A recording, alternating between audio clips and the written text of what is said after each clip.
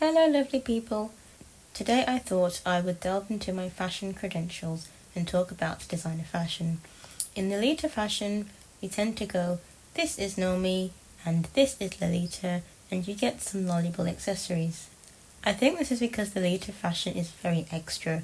A high street brand is thinking, how can they make clothing as affordable as possible or not so affordable, but they're catering to people who don't want lolita fashion. Usually people with more money buying business clothes or wedding dresses. I think this is one of the reasons lolita hasn't been assimilated into mainstream fashion the way goth fashion has, for example.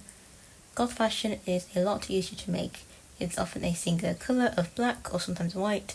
It can be things like black jeans or a black shirt. You can use very normie sort of items. You can't make a jeans and t-shirt and say, ooh, lolita. You need tons of fabric, which will drive up the price, and lace, or a custom print, or both. Although it has happened before, as with that H&M dress, I think it's so rare because of it not being easy to make dirt cheap. Your average person who shops on the high street probably isn't going to spend £100 and up for an everyday dress.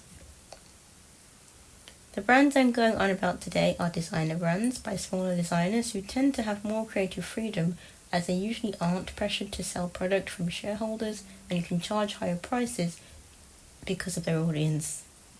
I'm not saying go out and buy. Prices range from more than brand to the thousands.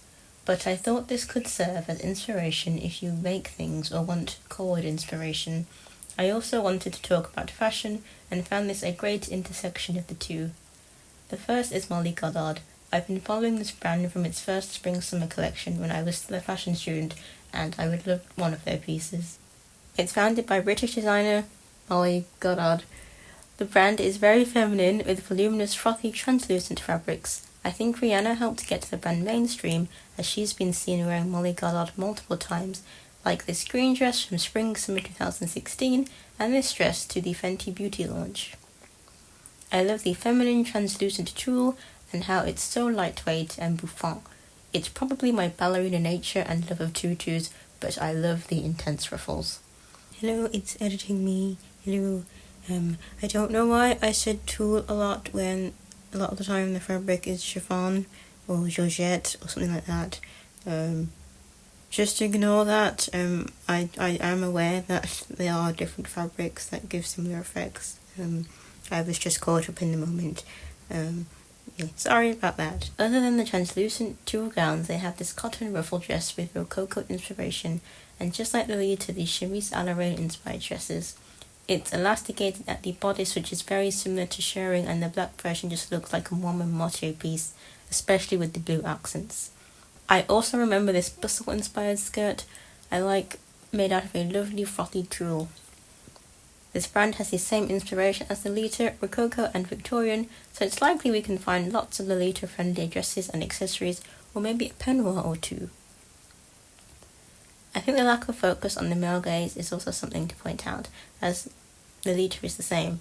Yes, there's some mini dresses and things like that, but there's lots of dresses that cover typical erogenous zones, and some that completely obscure the shape of the body. They're not meant to make you look sexy, like Lolita fashion. The implication of menswear is also something to note. This brand is pushing the boundaries of gender and what men should wear. I found it interesting that I looked at the men's section of the page and thought, oh, I'd wear that, or that could work in Lolita. Obviously, clothing doesn't have gender, wear whatever you want, but I usually don't give the men's section a second look, as it just isn't my style usually. So to the men out there into Lolita, or anyone that maybe struggles finding things like blouses because of your body, this might be a good option. I know it's designer, so it's plus cher, but please keep an eye out on the second-hand market as if you're hunting down a dream dress. Simone Russia. For the British people out there, yes, she is the daughter of John Russia, the designer whose clothing you could find in Debenhams. Remember Debenhams? Rip Debenhams. Simone is an Irish girlie who has a girly fashion brand. I feel although Simone's vision is feminine frou-frou fun like Molly's, it seems a bit more dark and gothic and conceptual. Looking at the homepage, the layout is darker with surreal elements, with the bows looking almost like bloody tears. Grow a Lolitas, it might be your time to shine. Even looking at the sweeter pieces with flowers, its styling is much more dark and gothic on the runway than a Molly Goddard runway, for example. I feel the sheer fabrics and ephemeral feel I get from it would also work with styles such as Cult Party K. As a predominantly classic and gothic lolita person, I love the mysterious sort of ethereal vibe you get from the sheer fabrics and the unconventional shapes, making it difficult to decipher a garment at first, as if one were a beautiful cryptid. I think the quirky cryptid feel is echoed through the bags. I love the bags. I feel they would work so well with the lolita. We have eggs, pearls, as in one giant pearl, bows, and full-on cakes, adding more surrealism and perfect for the themed bags we see in the lolita all the time. If Molly is great for the sweet inclined, then Simone is great for the gothic inclined. Bora Xu is another British brand by the eponymous Bora Xu. I feel this brand is on the darker side but still sweet, a sort of halfway between Molly and Simone if I look at it in a more reductive way.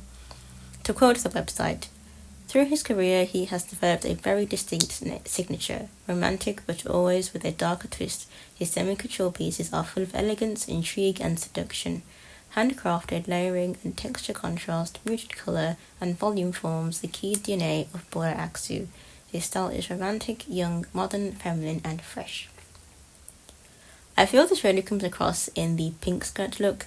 To me this is something Jackie Laura would wear. This feels less quirky and surreal than Simone's work and more straight to the point. For the Autumn-Winter 2023 collection, Bora took inspiration from Wednesday Addams and, quote, "uses the concept of darkness and challenges cold and lifeless black with light and flexible fabrics to create a multi-dimensional and mysterious collection that conveys a complex and subtle romance." It feels more melancholic to me, but also the strength of beauty of surviving a traumatic event. Not everything is sunshine and rainbows, but that's okay, and we can still carry on to a better tomorrow. I feel gothic inclined and sweet lolitas who like dark elements might like these. I know the word bittersweet is a contentious term, at least in my local com, but I feel if you want a touch of edge to a sweet aesthetic, this could work. There is bias in the pieces I've chosen, but I feel the clothing here is more practical even on the runway. There seems to not be a focus too much on waist emphasis. It feels almost boho in a way and looks like it would appeal to the modern ideals of comfort. Perhaps a comforting way to dress when you need a pick-me-up. So that's it for now. I hope you enjoyed this video and learned a little bit about fashion. Please let me know what you think of these pieces and brands and if they've inspired you. Do you agree with my takes or think something different? Who's your favourite? Do you like me talking about fashion? Okay, bye!